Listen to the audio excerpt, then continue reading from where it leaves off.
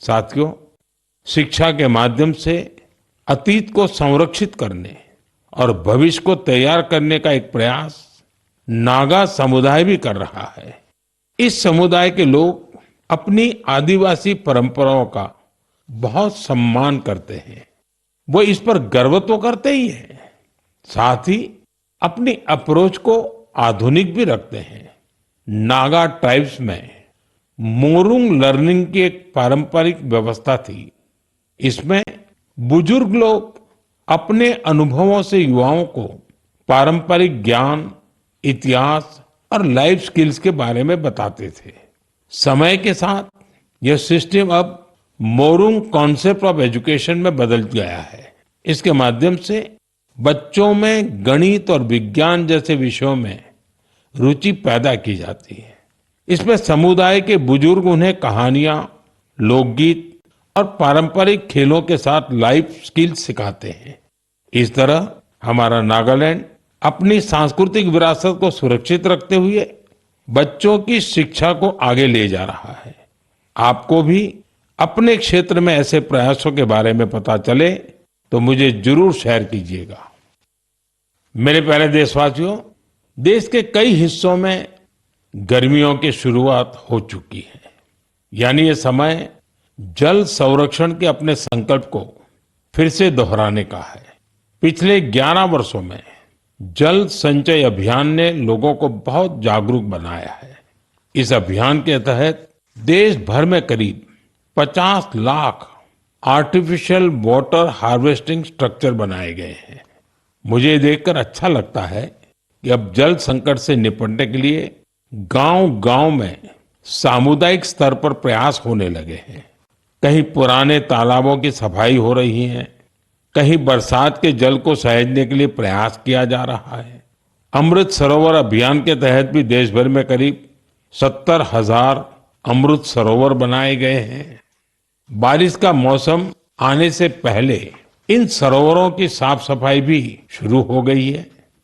आज मैं आपसे कुछ प्रेरक उदाहरण भी साझा करना चाहता हूं।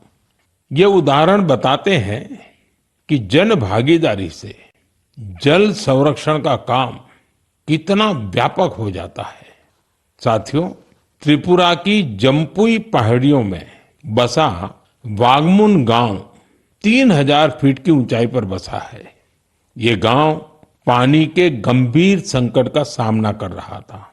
गर्मियों के दिनों में गांव के लोग पानी के लिए लंबी दूरी तय करते थे। आखिरकार गांव के लोगों ने बारिश की हर बूंद को सहेजने का निर्णय किया। आज वागमुन गांव के लगभग हर घर में rooftop rain water harvesting system स्थापित हो गया है। जो गांव कभी पानी की कमी से जूझ रहा था, वो जल संरक्षण की एक प्रेरक मिसाल बन गया है। साथियों, इसी तरह छत्तीसगढ़ के कोरिया जिले में भी एक अनोखी पहल देखने को मिली।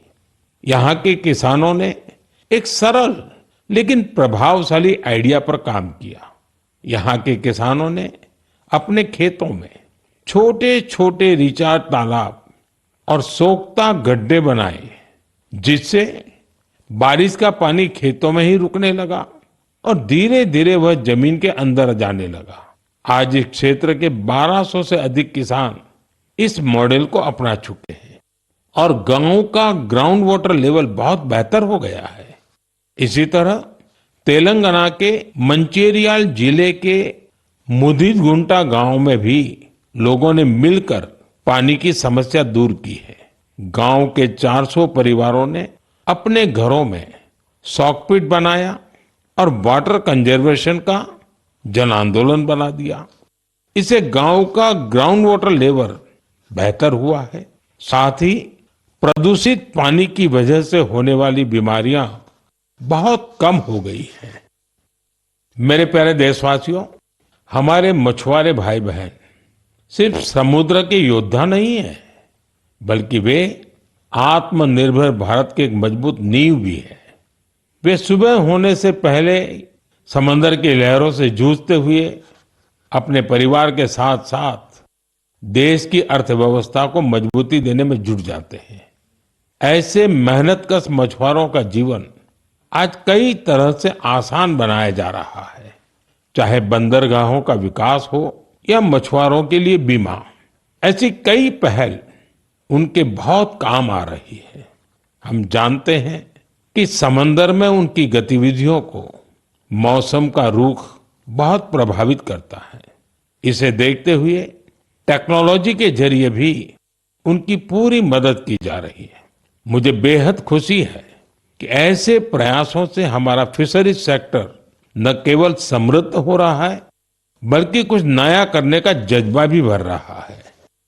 आज फिशरीज और सीवीड के क्षेत्र में नए नए इनोवेशन हो रहे हैं और हमारे मछुआरे भाई बहन आत्मनिर्भर बन रहे हैं। ओडिशा के संबलपुर की सुजाता भुयान जी एक गृहिणी थी, लेकिन वो कुछ नया करके अपने परिवार की और मदद करना चाहती थी। इसलिए कुछ वर्ष पहले उन्होंने हीराकुंड रिजर्वायर में फिश फार्मिंग शुरू की। शुरुआती दिन उनके लिए आसान नहीं थे।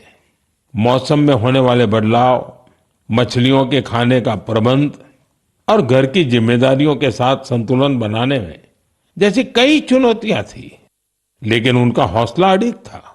केवल 2-3 वर्ष के भीतर उन्होंने अपने प्रयास को एक फलते फूलते बिजनेस में बदल दिया। आज उनकी सफलता समुदाय की महिलाओं के लिए उम्मीद की नई किरण बन गई।